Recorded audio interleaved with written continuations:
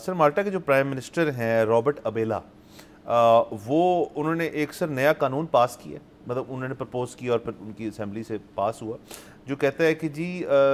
16 سے 21 سال کی جو یوتھ ہے مالٹا کی، تمام جم ممبرشپس ان کے لیے فری ہیں 16 سے 21 تک۔ اور سر اس کے اندر ہم نے کچھ ویڈیوز بھی دیکھی۔ ایک تو ویڈیو ہے کہ جب یہ جو پوری اسکیم ہے اور یہ سارا جو سسٹم بنایا ہے وہ ان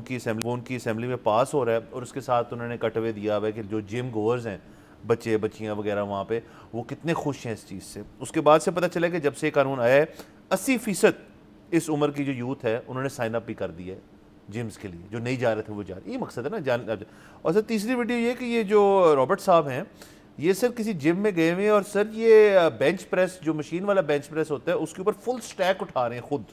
تو سر خود بھی بہت ایوڈ جمر ہے، ظاہر ہے آپ خود ایک فٹنس کے طرف ہوں گے شخص تو آپ اس قسم کی پالیسی کے پیچھے آپ آئیں گے اور کہیں گے اس کو ہم نے پاس کروانا ہے۔ تو یوتھ بڑی خوش ہے وہاں پہ۔ اب ہم نے بس یہ دیکھنا ہے کون سا سال وہ سروے ہوگا کہ جی فٹسٹ کنٹری جو ہے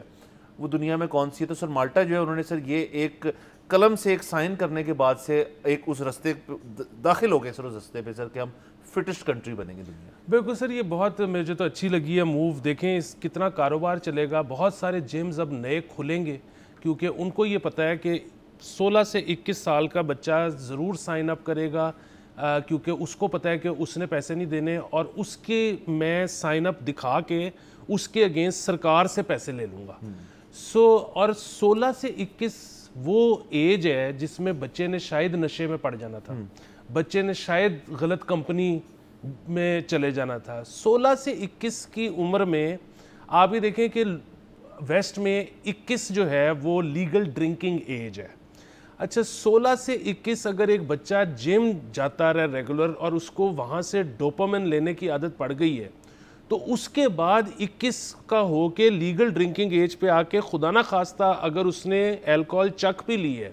اس کو اس کا اتنا مزہ آنا ہی نہیں، بہت کم چانسز ہیں کہ وہ لیٹر آن ہی gets to be an alcoholic in life, وہ واپس جم ہی جائے گا۔ اور پھر یہ دیکھیں کہ 21 کے بعد سرکار پیسے نہیں دے گی، پھر وہ خود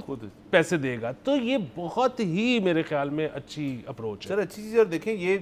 نئے جم والے جو ہیں وہ کتنی زبردست کمیٹی ڈلے گی ان کے لیے کہ جی آپ 16 کے ہو گئے ہیں تو آپ فری شروع کریں یہاں پہ، اور 21 کے بعد آپ نے ہمیں پیسے دینے ہیں۔ تو سر یہ بہت اچھی چیز ہے اس کے اندر۔ اور باقی سر ویسے میں تو مانتا ہوں کہ